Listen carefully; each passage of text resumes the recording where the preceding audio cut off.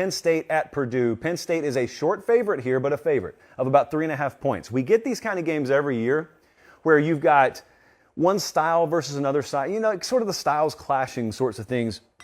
And the whole question in this game is paper cut versus sledgehammer. What's it going to be? Because both of them can kill you technically, but it's normally the guy holding the sledgehammer that really gets to decide. Now, if he doesn't take care of business, if he doesn't use that sledgehammer properly, paper cuts. They can take you down.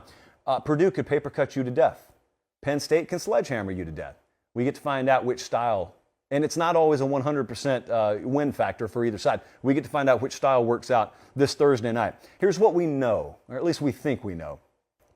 I think I know Penn State may have the best secondary that Purdue sees all season, which is noteworthy because we know what style of play Purdue is going to employ. Here's why that is very, very important.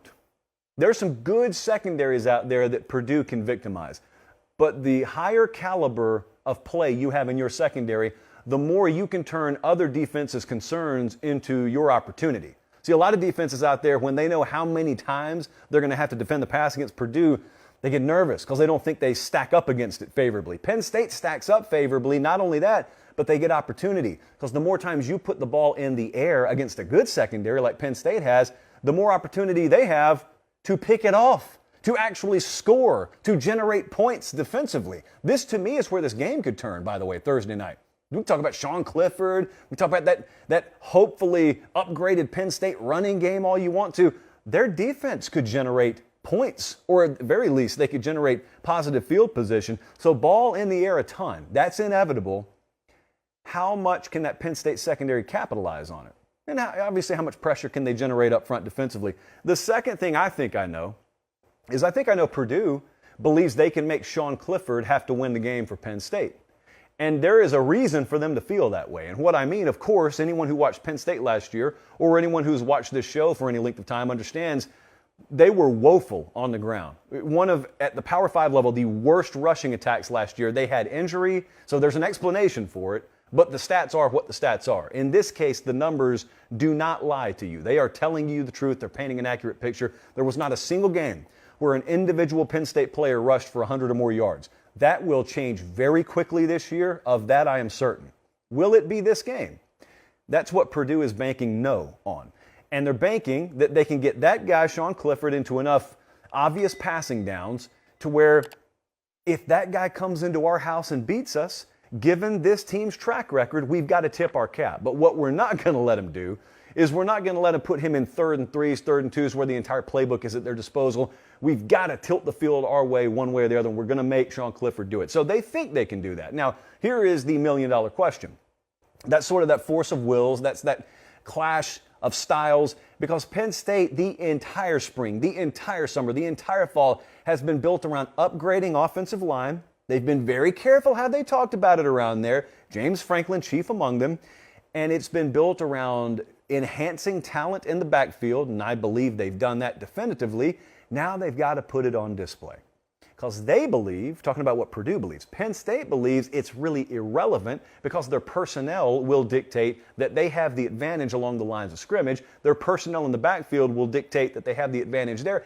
And they believe Sean Clifford, and I would agree with this sentiment, they believe he gives them a balanced enough attack offensively where you can't sell out one way or the other if you're Purdue. Now, I would happen to believe that last sentiment, but this is all on paper. Like, they're going to play it Thursday night because you got to go prove it.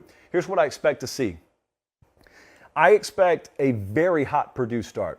One of the real good coaches at scripting those first 10 or 15 is Jeff Brom. They are experts at harnessing that home environment. You've seen it if you've watched Big Ten football for any length of time. I expect a fast, hot start from Purdue. You could see heads swimming for the first few minutes of that game, at least, for Penn State defensively. But at last, I think they'll settle in.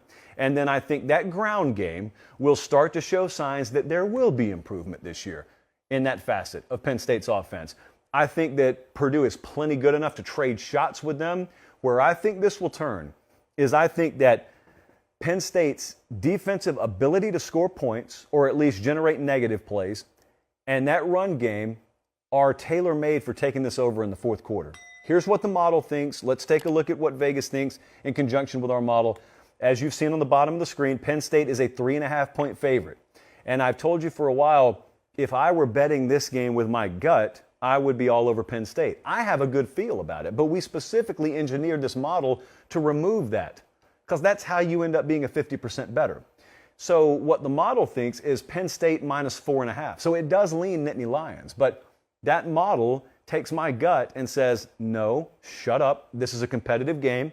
And what the data says, at least the way you've constructed it, is lean slightly Penn State. If someone makes you pick it in a pool, pick Penn State, but you're not betting your money on this. So I'm not betting any money on this. This is not a Ramen Noodle Express play, but we are taking Penn State. My personal feel is they'll win the thing by a touchdown or more. But that's not what we base our strategy around here on. We base it on what the model says, because the model's a lot better than me. So Penn State does win. Penn State does cover. Very competitive game.